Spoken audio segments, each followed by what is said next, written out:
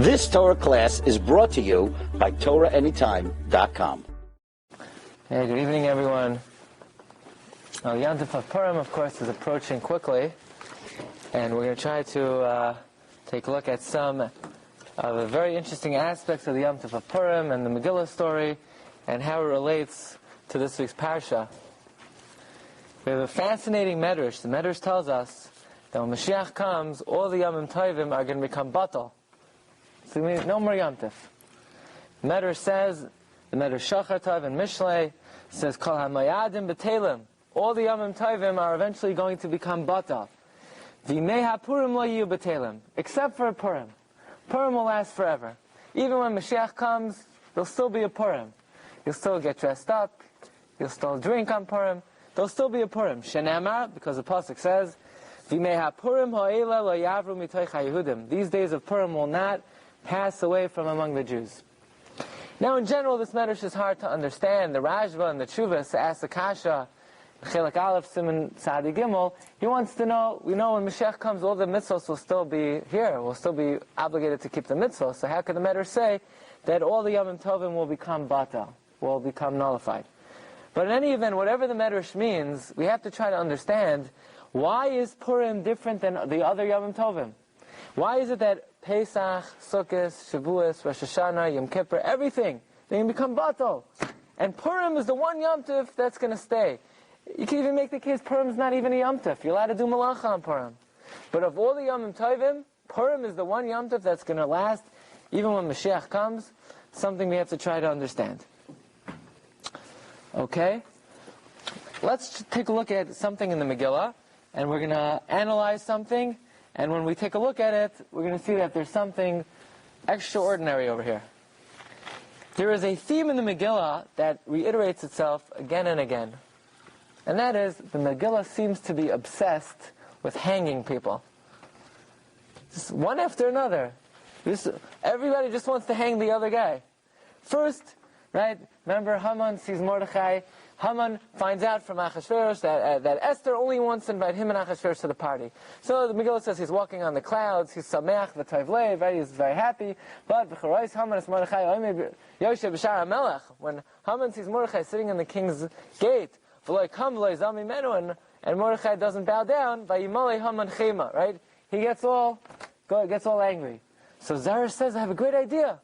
Look at number 2 in Parakeh, Pasuk Yadalit. Zara says, V'atomer loy Zeresh ishtoi b'chol oyavav, yasu eitz kavaya chamishim amma. Why don't we make a tree 50 amos tall? Uvaboiker amar lamelach, and in the morning tell the king, v'yisu es Haman es Mordechai alav, hang Mordechai on the tree. Uvaya im hamelach el hamishta sameach, and then you'll be able to enjoy the party. This way, you'll really be able to eat on a full stomach. You'll be in a good mood. Mordechai's there, bent over, killed over on the gallows. You'll be able to really enjoy the party. So Haman says, "Vayitav hadavar lefnei Haman." Vayas says, "Good idea, dear Zeresh. I knew I married you for a reason. That's a good idea you got. We're going to hang you. We're going to hang Mordechai." Then what happens? The tables turn, and Esther reveals to Achashverosh that Haman's the guy who wants to exterminate Klal Yisrael. So Chavrina says, I have a great idea. You know that tree that you wanted to hang, that Haman wanted to hang Mordechai on? Let's hang Haman on it. Oh, Vayisu es Haman. They hang Haman. But there are a lot of ways to kill a person, right? I think the Gemara says, Lamaves toitza'os. There are toitza'os ways. There are over 973 ways to kill a person. A person could die 973 ways. So they have they have to kill him by hanging them? I mean, in the ancient days, that's the typical way they would kill someone. But, why dafka this way? The TV show, 1,000 Ways to Die. Yeah, so they could have picked one of the 1,000 ways. Why hanging? That was the only way they could think of killing Mordechai and then killing Haman. But this really tops them all. Look at this. It says that Klal Yisrael, on the 13th day of Adar, the day they were supposed to be wiped out, they attacked their enemies, they killed out their enemies, they killed out thousands of Amalekim, and then Esther makes a special petition, you know what? In Shushan, let's get an extra day of killing our enemies. Not only the 13th, let's kill our enemies on the 14th. And then Esther says to the king, Esther says, Im al hamelech toiv, if it pleases the king, yinosein gamocha la Yehudim asher b'Shushan la'asos kedos hayom. Please allow the Jews in Shushan to do what they did today, meaning give the Jews in Shushan another day of killing their enemies. Ve'eis aseres b'nei Haman yisu al ha'etz. And let's hang the 10 sons of Haman. That's very nice, you want to hang the 10 sons of Haman. There's only one problem. They're dead already.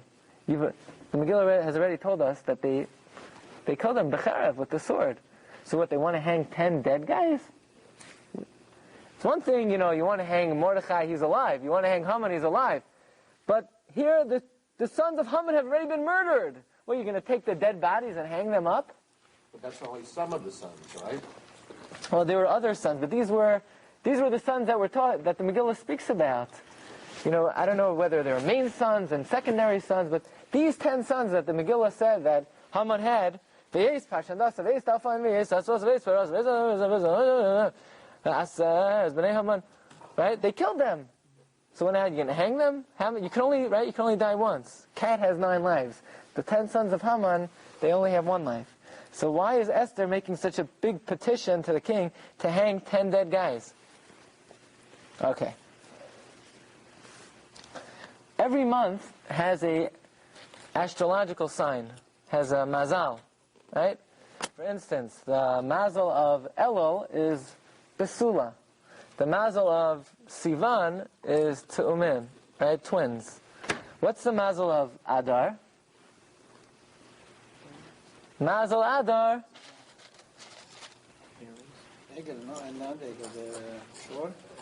Mazal Adar Dagim.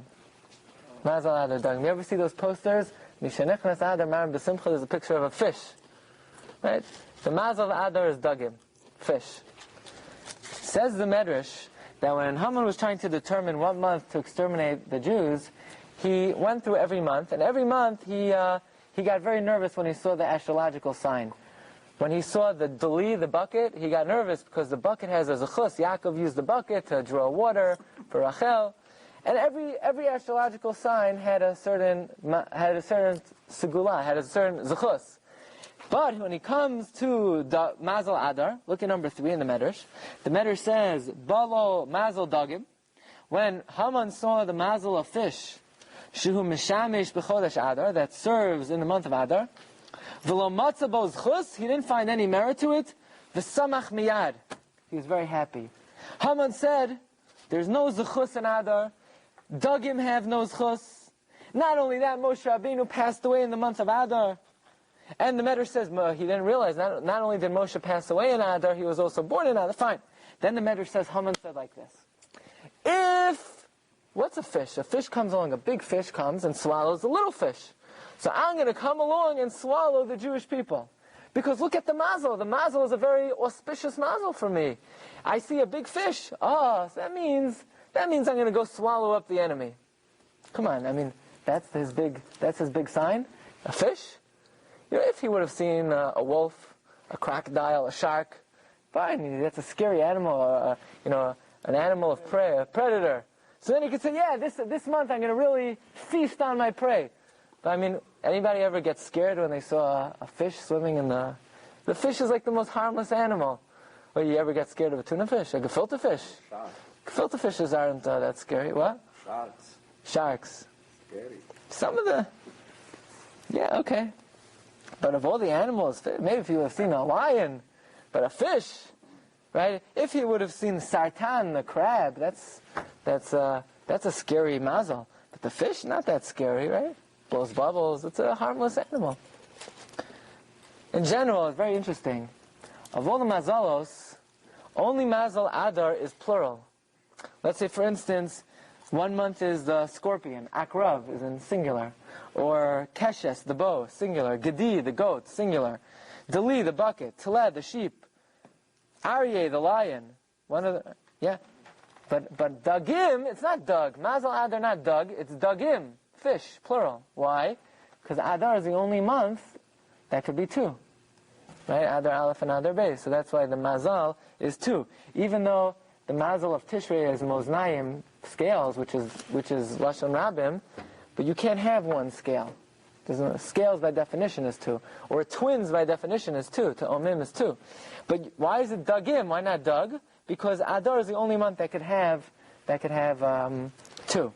That could be 2 Adars. It's interesting. Rav Tzadok HaKohen wrote a sefer called Divrei Chalomos. Different dreams that he had of Torah, that Hashem revealed to him things in dreams, and he has a whole sefer of things that were revealed to him in a dream. A whole sefer, Divrei Chalomos. And in the sefer he writes that why is Adar the only month that could be doubled? Why don't we have sometimes 2 Nisan, 2 Iyar? Why Dafka Adar? Because every month of the year corresponds to a different shevet, a different tribe. Adar corresponds to Yosef. Yosef is Menashe and Ephraim. Yosef broke up into 2. It's the only one of the Shvatim that divided. So that's why Adar, which corresponds to Yosef, could be possibly 2 months. And that's why, which Shvatim were given the bracha of Dagim? Menashe and Ephraim. V'yidgu larov b'karav haaretz. Right? Menashe and Ephraim were given the bracha that they should multiply like fish. And that's why the month of Adar corresponds to Yosef. Interesting also, just scientifically, fish multiply in the month of Adar more than any other month. It's known, they're para v'rava in the month of Adar. Okay, in any event, what was so special about the fact that the symbolism of Adar is fish that Haman said, now I got them? There's a month of the year that's symbolized by a lion. Haman didn't take advantage of that. A fish? Of all the animals, the fish is the mazel that represents attacking the enemy? Okay. We go into something very, very important. If you remember, when Yosef and Binyamin reunite after many years, so what happens? Look at number 5. Vayipol al tzavre Binyamin achiv vayevk. He fell on the neck of Binyamin, his brother, and he cried. Binyamin bacha al tzavarav. Binyamin cried on his neck. Okay, you hear what's happening over here? Yosef and Binyamin meet after many, many years.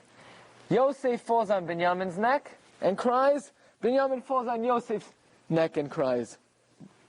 Rabbi say, when you meet someone after a very long time and you cry, you don't cry on their neck. Who cries on somebody else's neck? You cry on their shoulder. You fall on someone you embrace. You're not crying on their neck. You're weeping on the person. You're not weeping on their neck. You're weeping on their shoulder. But look even more carefully. It says, Vayipal al tzavarei Binyamin. He fell on the necks of Binyamin, plural. What, Binyamin was 2-headed? He had 2 necks? It says, Vayipal al tzavarei Binyamin achiv. He fell on the necks of Binyamin, his brother, and Binyamin fell al tzavarav on his neck. So, Baruch Hashem, Yosef was only born with 1 neck. But Binyamin, what? Binyamin had 2 necks? So, these questions seem to have been bothering Rashi. This is a Rashi that everybody knows, but it's not something we focus. What was he troubled by? Says Rashi, you know what Yosef and Binyamin were crying about? Vayipal al tzavre Binyamin achiv vayevk. He fell on the necks of Binyamin. Al shnei mikdashoy she'asidin lios b'chelkoi shel Binyamin v'soifan lecharev. Yosef was crying about the 2 Beis HaMikdashim, the 2 Batei Mikdashim that were built in whose chelek? In Eretz Yisrael, the Beis HaMikdash was built in the chelek of Binyamin. And 2 of the Batei Mikdashim were burnt down, were destroyed. So when Yosef meets Binyamin, what does he cry about? The Beis HaMikdash. 2 of them. When it says he cried on the necks of Binyamin, it doesn't literally mean his necks. It means what the neck represents. He cried over the 2 Batei Mikdashim that were in Binyamin's share in Eretz Yisrael. And what does it mean? Binyamin cried on Yosef's neck. What was in Yosef's share? The Mishkan Shiloh. When Klal Yisrael came into Eretz Yisrael, they built the Mishkan Shiloh for 369 years. It stood in Yosef's portion in Eretz Yisrael. And Yosef cries on Binyamin's neck. Rabbi said, what do you see from this Rashi? That when the Pasuk says he fell on his neck, what does the neck represent? Beis HaMikdash. The neck represents the Beis HaMikdash or the Mishkan.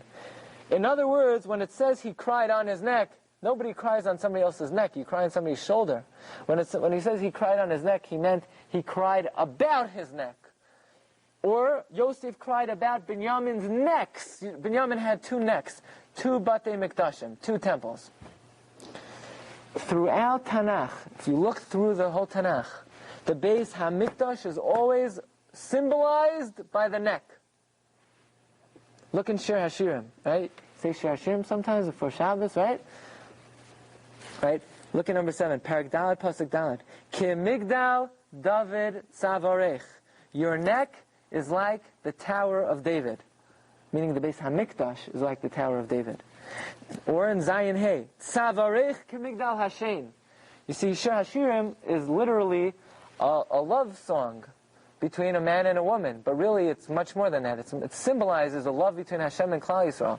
So Hashem says, Tzavarech, your neck is like a ivory tower, meaning the Beis Hamikdash is like an ivory tower. And the question that we need to ask ourselves is, why does the Torah compare the Beis Hamikdash to a neck? What is the symbolism? Why is the Beis Hamikdash symbolized by the neck? Okay? This is a very incredible concept. Of all the parts of the body, why not the eyes, the ears, the nose, the mouth? Why the neck? So this is something that the Chassam Sofer explains in a number of places. Okay, and it will lead us into something mind-boggling. What is the function of the neck in the human being? To turn the head. To turn the head. To support the head. Neck controls the head. What's in the neck? Muscles. But most importantly, Bones. the main arteries of the body. Right? The main arteries of the body. When you shecht an animal, you shecht it by the neck. The arteries that carry the lifeblood to the brain. The neck serves as a conduit, a medium, connecting the head to the heart. The neck is the highway, the byway, the road, the medium, the hallway, the conduit that connects the head to the heart. The head sends down the messages through the neck to the whole body, how the body should move, how the muscles should move, what the body should do, and the heart pumps the lifeblood and the nutrients up to the head. That is the function of the neck. The neck connects the head to the heart. The Beis Hamikdash is the neck of the Jewish people. How? It connects our head to our heart. Who's our head? Hashem. Hashem. Hashem Berosham. God is at our head. What's the heart? Us, the Jewish people. The Beis Hamikdash connects God to us. Yes. Moshe at least once complains about the Jews and being stiff-necked people. Is there any connection with that? I never thought about that, but maybe that's something worthwhile to think about. Maybe, perhaps. It's an interesting point. Okay, now, the Beis Hamikdash servicing as the neck between us and Hashem, what does that mean? All blessing comes down into this world through the temple, through the Beis Hamikdash. The Chazal tell us that when the Goyim destroyed the Beis Hamikdash, if they would have only known how much they're going to lose out by destroying the Beis Hamikdash, they never would have done it. All blessing comes down through this world, through the medium of the Beis Hamikdash. And the Beis Hamikdash, likewise, is the Shar HaShamayim, the gateway of heaven. All prayer goes up through the Beis Hamikdash.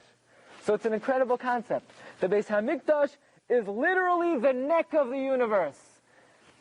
The bracha, the shefa comes down through the Beis Hamikdash. The tefillos and the Torah go up through the Beis Hamikdash. Okay? That's what the Chassam Sofer says in Parshas Vayigash. Therefore, listen to this. When Yosef saw through Ruach HaKodesh that Binyamin would have two necks, he realized that a neck is a very tenuous connection. It's a very dangerous connection, because a neck could always be severed. It would have been better off the way things will be when Mashiach comes. When Mashiach comes, we won't need the Beis HaMikdash, says the Chassam Sofer. We won't need a connection. We won't need a conduit. You know why? Hashem will dwell in us ourselves. We will be the Beis HaMikdash. Just like the Avos, Avram, Yitzchak, and Yaakov, what were they called? The Merkava. They were the chariot. God rested on them. David HaMelech, God rested on them. They didn't need any kind of medium, any kind of channel. Better to have the head and the hearts right on top of each other than to have a pipeline, because whenever you have a pipeline, it could get clogged up. It could get stuffed up. It could be severed. When the Beis HaMikdash comes, says the Chassam Sofer, in many places, and this is not his original idea. The Sforno writes this clearly in Parshas Shmini, that when Mashiach will come, the pasuk says, "V'nosati mishkani b'sochechem." God will dwell in us without a neck, in us, the head and the body together. Okay. Why would we praying for the third Beit HaMikdash? Good question. Chassam Sofer says in another place that when the third Beis HaMikdash it'll be a place to bring karbanos. But in terms of a place for Hashem to rest His Shechina, it will not serve that purpose. We ourselves will be on the level to house Hashem's Shechina ourselves. Says Chassam Sofer, that is the way the world was before the sin of the Egel. Before we sinned with the Egel, you ever hear anything about a Mishkan? Torah didn't say anything to build a Mishkan before the sin of the Egel. You know why? You don't need a Mishkan. You don't need a neck. Better to have the head and the body right next to each other, right? Chas v'shalom, sometimes somebody could go to the doctor could say, you have a clogged artery, right? And then you have to start going on the medications to the blood thinners, because the neck, right, those are the main arteries. So better if we didn't have that, better if the head and the heart were right together. That's the way it was before the Chet HaEgel. That's the way it will be when Mashiach comes. But because of the Chet HaEgel, we needed the neck. We needed something to connect it. And therefore, when Yosef sees Binyamin, he sees his necks, the two Batei Mikdashim, he cries, because he knows whenever you need a neck is a tenuous connection. A neck is...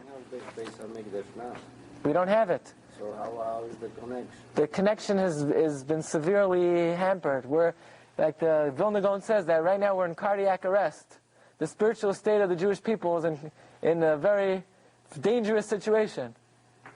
Actually, Vilna Gaon says more than that. He says, Ki'ilu, we're not alive.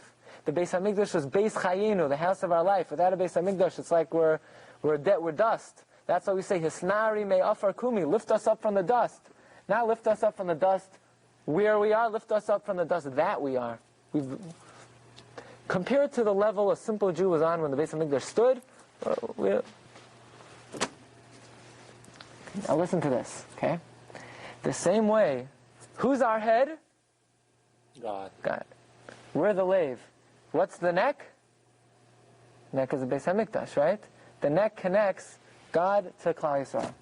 The nations of the world also have a head. And they also have a heart, and they have a neck. For instance, remember, Mitzrayim has a minister, has an angel. Remember when Klal Yisrael were leaving Mitzrayim, it says they saw Mitzrayim chasing after them. Rashi says they saw the angel of Mitzrayim chasing after them. Every nation derives its strength from its malach. Jewish people don't have a malach. We have God. Every nation in the world has a malach. And they need the same way we need a Beis HaMikdash to connect us with Hashem. The nations of the world need a Beis HaMikdash, some type of connection to connect them to their sar, to their officer, to their malach. There is one nation, one Gentile nation, that is so impure and so tameh and so defiled that they don't even need a neck. Them and their minister and their malach are one and the same, are the head and the body together without a neck. Who is that? Esav. Amalek. Esav. When Daniel had a vision, and he saw there are 4 kingdoms. There's Bavel. Bavel is represented by the lion. It's the head of all nations. The Persians were the bear. The bear. What was Esav, Edom, represented by? Right? Remember, there are 4 animals in Parshas Shmini. 3 of them chew their cud and don't have split hooves. There's only one animal that has split hooves that doesn't chew its cud. The pig. What is Esav called in Tehillim? The pig. Take a look in number 12. Yicharsemena chazir miyar. Esav is compared to the chazir in the forest. Rabosai, there's only one animal that has no neck. The pig. You ever see a pig? It's a head and a body smacked onto each other. There's no neck. That's why they can't do shit. They do it through the heart. They put a sword in the heart. That's how they kill them. Yeah, really? So that's how they kill. Otherwise you can't kill them. It's interesting. It could be that's also why they can't chew its cud. Doesn't. Mashiach comes, when it says, the Aruch Chaim HaKadosh says, when Mashiach comes, the pig is going to be kosher again. Chazir means it will return to its state of kashrus. It will chew its cud. The pig is the only animal that doesn't have a neck. Why?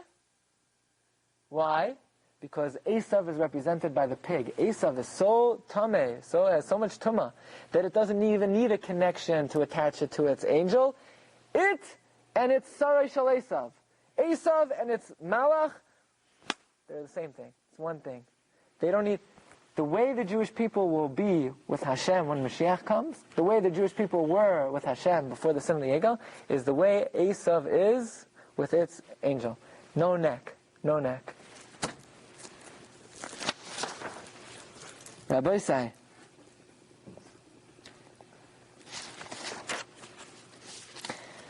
when Esav comes into Yitzchak, and he says, Yitzchak, no, can I have my bracha? So Yitzchak says, I can't. What do you mean? I gave it all to Esav. He said, I'm Esav. No. Oh, right. He was frightened. He was scared. He realized he made a mistake. So Esav says, you have anything left for me?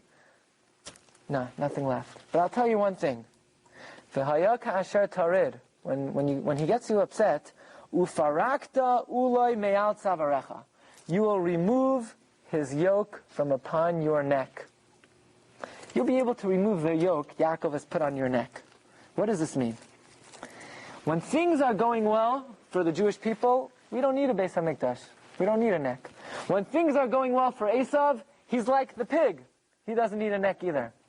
But there are certain periods in our history when we really started to subjugate Esav. In the times of David HaMelech, we circumcised all the Edomites. We circumcised them, and it was almost as like figuratively, they began to grow a neck. Because they became distanced from the... By the way, what's the name of the Sarai Shel Esav? The minister of Esav, his name is Samach Mem. The Samach Mem. By the way, what's the gematria of Samach Mem? Samach Mem is 100. 100.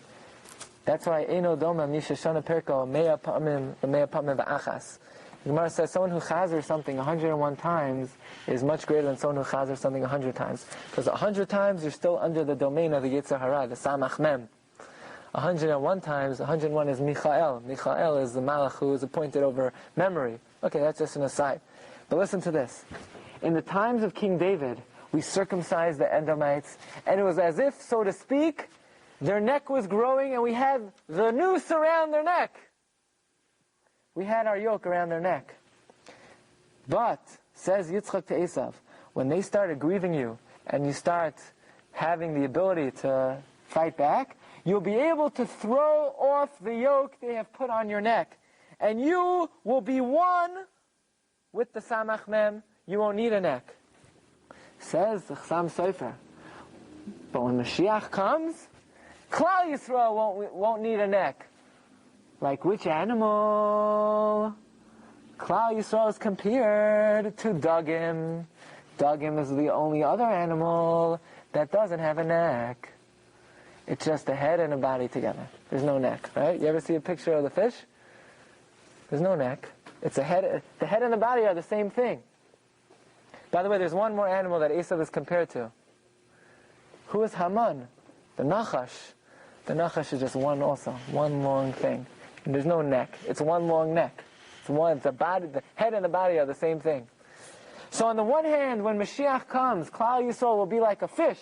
Won't need the Beis Hamikdash. It will be like a dog.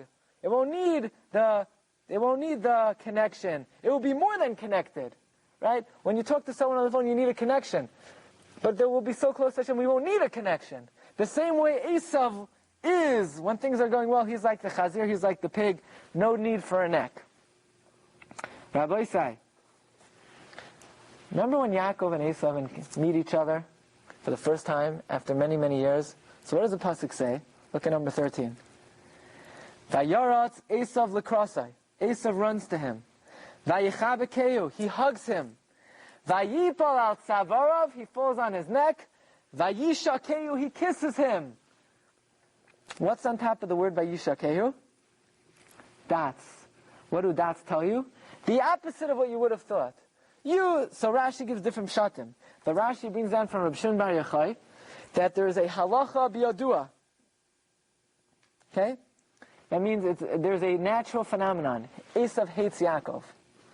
So therefore, what do you think Esav wanted to do to Yaakov? He wanted to bite his head off. Yeah, he wanted to bite him, but what part of the body does the pasuk say? The neck. The neck. The neck. But Hashem, made him have mercy on him and gave him a kiss. Right? Ask any kindergarten Mara. The kids bite each other. They're not biting at the neck. They bite the hands. But Esav wanted to bite Yaakov's neck. Why the neck? Why the neck? Because Esav realized that the koach of Yaakov is what? The Beis Hamikdash. He wanted to figuratively sever the connection between us and the Ribbon Shalom. That's why he went for the neck. And in fact, the night before, the officer, right, the Sarei Shal Esav, attacked Yaakov, and Chazal say, by attacking him, he was able to gain control over the Beis Hamikdash. That's why Esav went for the neck. He went for the jugular, right? Dracula, right? He went for the jugular. Because Beis Hamikdash is Beis Chayenu, it's our lifeblood. The neck represents the Beis Hamikdash. And therefore, Rabbi say, when Haman saw that the mazel of Adar is dagim, fish, so he figures, what does that mean? Fish. That means me and my sar, me and my officer are one and the same. It's like the chazir. The fish is like the chazir. There's no neck. That means things are going well for me. That means I don't need any kind of connection to be able to be yonik and nurse tuma through any kind of medium. I and my sar, I and my malach are buddies. We're right next to each other. Now is my time of good fortune. What he didn't realize was Dagim represented the state of Klal Yisrael at that time. Dagim represented the fact that Klal Yisrael didn't need a neck. Klal Yisrael was mechubar to Hashem, was attached to Hashem. You see, why did Haman think that he would be able to sever our neck? Because the Beis Hamikdash was already down for 70 years. This was the celebration of the 70th year that the Navi Yirmiyah promised that after 70 years the Jews are going to return back and rebuild the Beis Hamikdash, and it's not happening. The neck has been severed. Plus the constellation is Dagim. That means their attachment has been severed. My attachment not only has not been severed, but I don't even need an attachment. That's why, what does Haman want to do to Mordechai? Wants to hang him by the neck. Where do you hang somebody? You don't hang him by the foot, you hang him by the neck, representing the fact that the neck of the Jewish people has been completely severed. Beis Hamikdash is down for the count. The 70 years are over, it's not being rebuilt. The neck has been destroyed. That's why Haman wants to kill Mordechai by hanging him. He sees Mazel Adar Dagim. It's like the Chazir. His mistake was Mazel Adar Dagim is for the Jew. Because Adar, Purim, is the month that represents when Mashiach will come. Purim, Mazel Adar Dagim, what does that mean? That means there's going to be a time in our history where we won't need a tzavar, we won't need a neck. We will be mechubar to Hashem, we will be attached to Hashem. Hashem will dwell in us. And therefore, Purim is almost, so to speak, a day out of the Yemos HaMashiach. In other words, imagine if Mashiach would come tomorrow. You know what Purim is like? God opened up the calendar, and He said, wow, there are hundreds, thousands of days of Mashiach. Let me take out one of those days and pluck it into every year, put it into every year. That day is Purim. Purim is like a page out of the future era. That's why the Mazel of Adar is Dagim. Because when Mashiach comes, we won't need any kind of neck. We won't need any kind of attachment. When Mashiach comes, we will be connected to Hashem directly. Hashem will dwell His Shekhinah in us without a tzavar, without a neck. So Purim, so to speak, is like a day out of Mashiach's time. That's why all the Yamim Tovim are going to be nullified, perhaps, the Medrash says, except for Purim. You know why? What do you want to say? When Mashiach comes, Purim is going to become batal? Purim is a day from the times of Mashiach. How can it become batal? The Yom Tov of Purim is a day out of that era. It's like the Rebbeinu Shalom borrowed a day from the days of Mashiach and He put it into our calendar. So of course it's not going to ever become nullified, because it is a day from that Tekufa. It's a day out of that era. And Purim Jews accept the Torah. Yeah. Purim, maybe that's why we were Zocha to have such a strong connection to Hashem. Because right, the Zohar says, Yisrael, v'oraisa, v'kudsha berichu chadhu. Klal Yisrael, the Torah, and Hashem is one. So perhaps in the merit that we accepted the Torah, that's why we were able to connect to Hashem without a Beis Hamikdash. Tell you something very interesting. The Gemara asks, Mordechai min HaTorah minayin. Where is there a remez to Mordechai in the Torah? So the Gemara says, in last week's Parsha, in 2 weeks ago, Parshas Kisisa, when it talks about the ingredients of the ketores, it says, "V'ata kach lecha b'samim rosh," take choice spices, mar derar, pure myrrh. The Targum says, mar dachya, pure myrrh. Mar dachya spells out Mordechai. So the Gemara says Mordechai is alluded to in the ketores. Okay, what's ketores? Something that smells very good, right? Something that smells good. What is Esther called in the Megillah? What's her other name? Hadassah. What's a Hadassah? Well, it's what you saw with the wool of them. What's its? They smell. They smell, right? They have yesh bo reach ve'en bo tam. It smells good. It doesn't have a taste. It smells good. For some reason, Mordechai is like an ingredient in the Ketorah, something that smells good. Esther is Hadassah, something that smells good. Why are these important characteristics? The Bnei Yissaschar says an incredible thing. He says that if you look at the sin of the Eitz Hadas, when Adam Arishon ate from the Eitz Hadas, he sinned with all of his senses. It says, Vatera ha'isha, though Chava saw the tree. She used her sense of sight. Okay? She took from the tree. So that means she used her sense of touch. Okay? She listened to the snake. She used her sense of hearing. She ate the fruit. She used her sense of taste. The one sense that is not mentioned is smell. She didn't sin with smell. It doesn't say she smelled the fruit. Says the Bnei Yissaschar, that means that all the senses were contaminated with that sin, except for the sense of smell. The sense of smell has remained pristine, pure. It was never defiled. Right? Now we know that when Mashiach comes, the purpose of Mashiach coming is to rectify the world from that original sin. But that original sin only caused the defilement of 4 of the senses. The sense of smell always remained pure. That's why, very interesting, the only pleasure that we say the neshama gets pleasure from is smell. That's why when Shabbos is over and you lose your neshama yisera, what do? You don't eat. You smell besamim. Why besamim? Because, you want to get pleasure to make yourself feel better. But why besamim? Because you want to restore the neshama. The only thing that gives pleasure to the neshama is smell. Because that's the only sense that was not defiled by Adam Arishon. That sense remains spiritual in nature. Okay? When Mashiach comes, the Gemara in Sanhedrin says, how could you test the guy if he's really Mashiach or not? How do you know? So the Gemara says, a court case has to come in front of him, and without any circumstantial evidence, v'harichai b'yiras Hashem. He has to smell it out. He has to, sometimes there's something over here, right? There's something, right? It's like a sixth sense. You could smell who the villain is. Mashiach will have to use the sense of smell. Why? That's the only sense that has remained pure. And therefore, Haman was fighting the Jewish people with the force of the Chazir. The Chazir is somebody who is able to connect without the tzavar, able to connect straight. His malach and him are one and the same. He doesn't need that connection. The only way we could combat that is somehow to be on the level of Klal Yisrael when Mashiach comes. And that level is without a neck. Right? Without a neck. Like the fish.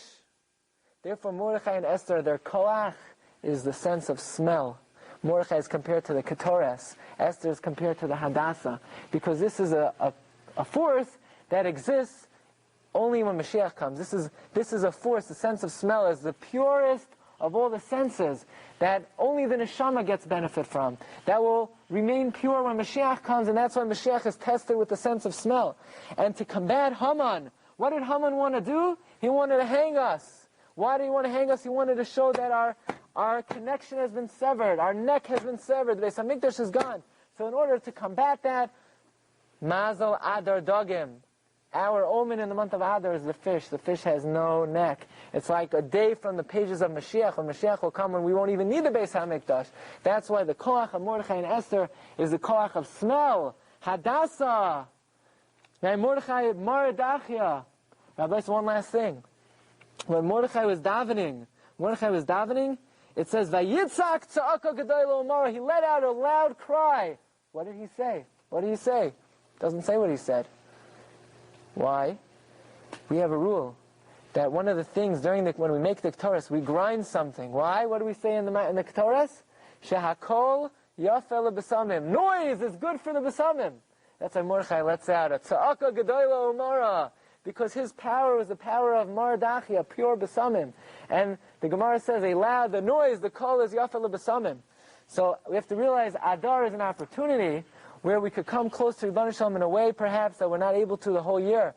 Because Purim is like a day out of the chapter of the future era, and that's why even though all the Yom Tovim will become Batal, Purim will never become Batal, because it's like a day out of our future history.